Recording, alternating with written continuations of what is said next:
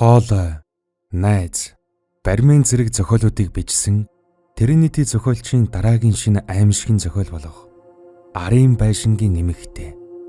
Ийм бүгд бүтэн хувилбараар орлоо. Арын байшингийн эмэгтэй. Зохиолыг бичсэн Тринити.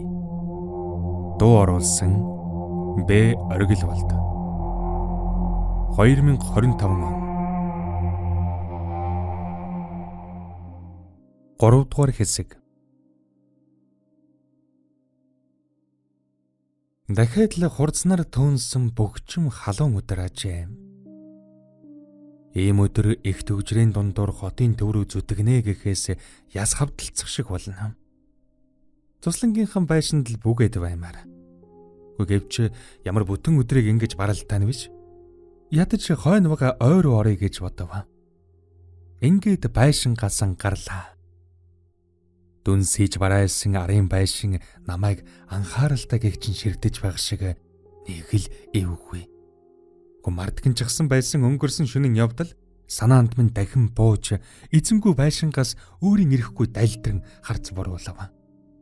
Тэгээд өнгөрсөн шөнийн болж өнгөрсөн зүйлс цөм согтуугаас үүдсэн хий хоосон төсөөлөл хэмээн өөртөө хүчлэн хэлээд дээшээ моддын зүг алхлаа. Хэсэг алгасаар нэг их удсанчгүй ойн гүнд ороод ирлээ. Хушигныхан чинийн тулдал цэвэр сайхан агаараар шунамгаа гэгч намсгалав. Бүх чимээнээс тазарч ингээд ганцаархан моддын дунд байх нь нэг л ерөвсөн гэмээр. Нэгэн бодлын гайхалтай сайхан эрх чөлөө мэд санагдах ч нөгөө талаар үргэж цэрвмээр гүйд даасан ганцаар талж юм шиг. Ингээд ойн гүнд ингээд ганцаараа алхаж яваад ямар нэг золгүй байдлаар өгчхүүл хүмүүс намайг олох гэж хэр удах бол гэсэн хачин бодол толгойд орж ирэх нь нэг л ёрын. Ийм байдлаар хэдэн цаг алхасны эцэст би хөл чилхэн ирэхэнд гэрэлүүгэн буцаж уруудлаа.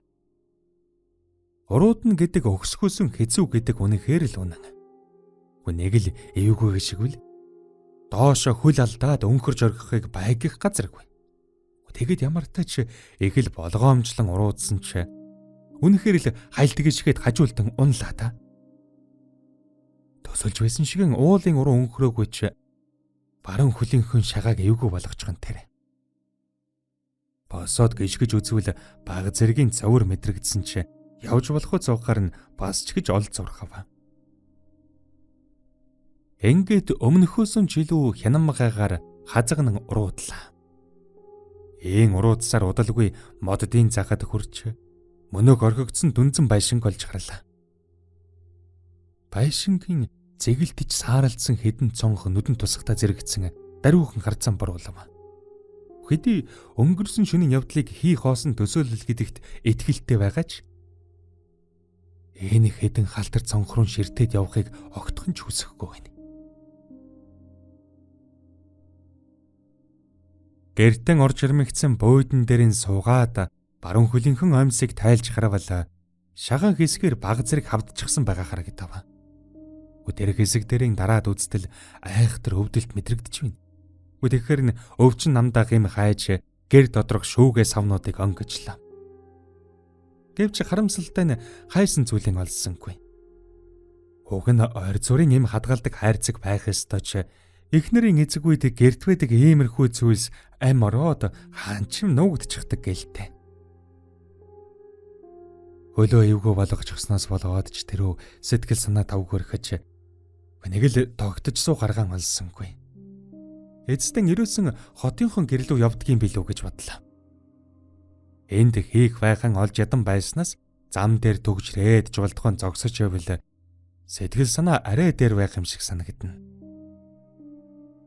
Ингээд машиныхын дөлхөөрийг гар утастайхан авч халааслаад шууд л гарлаа та. Байшингаан дүгжээд машиндан орж суугаад асаава.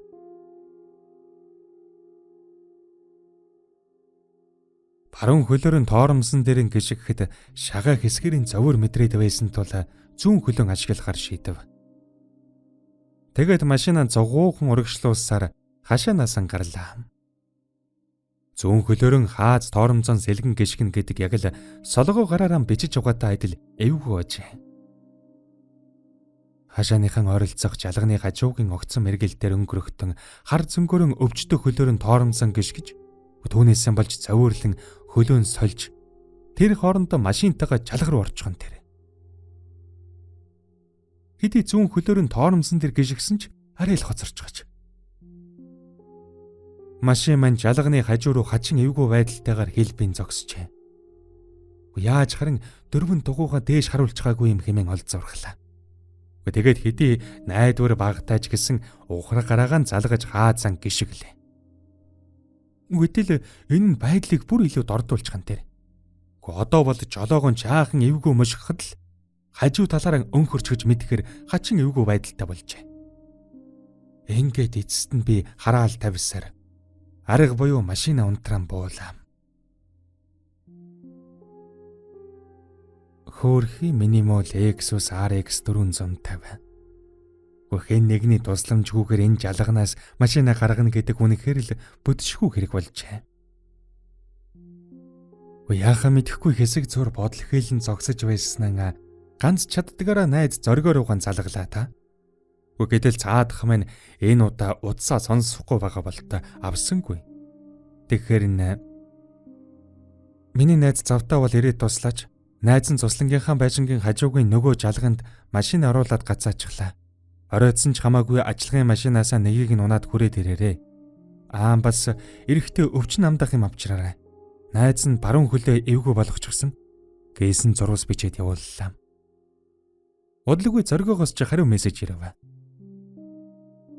Ойлголоо хөгшин. Байшиндаа хэвтчил байхгүй юу да. Найз нь ярих боломжгүй нөхцөлд байна. Ямар ч байсан очноо. Санаа зовлтгүй. Залгая гэж. Ингээд би нэгэнт яаж чадахгүй болсон тул байшин руугаа буцаж ирэв. Дотор ороод хийх байхаан олж ядан байснаа номын тавирлуугаан очиж 2 ч ном сонгож аваад орлуугаан цуглаллаа. Аль уржнын жил уншина гэд худалдаж авсан хэдэн номноос өнөөдрийг хүртэл ганцынхан ч хуудсыг эргүүлж эхлэегүй байгаатан гэмшигч шиг. Гартаа барьсан номныхон эхний хэдэн хуудсыг уншлаа. Гэтэл үйл явдал нь чухам салахын аргагүй болоод ирхэн тэр. Ингээд л ухаан санаа минь номын үйл явдлыг даган хөвөрж цаг хугацаа урсан өнгөрөх ийгч тэгтлэн анзаарсангүй. Эрүүл агаар тэрээд ой дундуур хідэн цаг алгаснаас болоод ч тэрв нар жаргахтаа зэрэгцээд л нүд анилтаад эхлэв.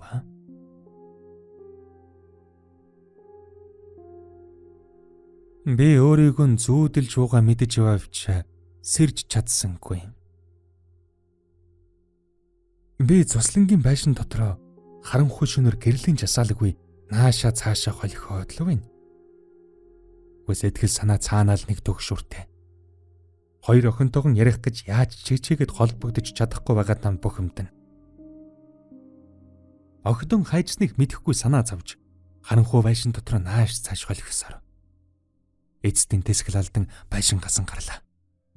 Охидуудаа ирж байгаа болов уу хэмээн гордож зам руу гарлаа. Сарны гэрэлд цуслангийн зам зурайн харагдавч түүн дээгүр алхаж яваа хэн чалга. Ингээд би байшингийнхан хажуугаар тойрон эргэж хойш гарлаа. Мөнөөх арын байшин багфэдгэрэн хөглөлийн барайгаад байж л байна. Гэхдээ одоо энэ байшинд ягаад ч ямар нэгэн өөрчлөлт оржгсон байгаа юм шиг. Би энэ байшингийн чухам юу нь өөрчлөгдсөн болохыг ойлгох санаатай анхааралтай ажигласаар. Тэгмэгцэн өөрчлөлтийг тэр дорнол олж харлаа. Өнөөх дандаа л битүү төгжийтэй харагдаж байдаг том төмөр хаалга нь дэлгэгдчихсэн байна. Олон жилийн турш дотор нь юу байгааг харахыг хүссэн Эрдэнэсийн хайрцаг нээгдчихсэн юм шиг л. Ямар тач энэ бол жирийн бус явдал гэдгийг би бүхий л зүрх сэтгэлээрээ мэдэрч байна. Тэгээд хаалган дэлгэгдсэн харанхуй байшин руу хэсэг зуур ширтэн байснаа эцдийн тийш алгуурхан гэтлээ.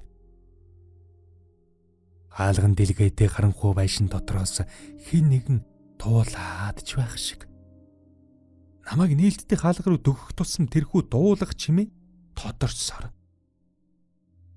Ингээд эцэстэн би хоёр охиныхон хоолойг танив. Цэцэрлэгт байхдаа хамтдаа дуулдаг байсан танилт нь гарцаагүй мөн байна. Холдохгүй байсан эхрүүд нь энэ арын байшинд байсан хэрэгүү гэсэн бодол төрөхтэй зэрэгцэн би байшингийн хаалганы өмнө яаран гэрв. Хаалган дэлгээтэй чи дотор нь юу байгаа нь мэдэгдэхгүй таас харанхуй. Байшин дотор хаа нэгтэйгээс аав нь ирж байна уу? Ингээх бүсгүй хүний найланхаа хоолой гарах шиг. Гэтэл яг үүнтэй зэрэгцээд байшин дотор харанхуугаас хэн нэгний гар шурдгийн гарч ирээд мөнөх төмөр хаалгыг хамрын минь өмнөр тас хийтэл хааж орхихон тэр.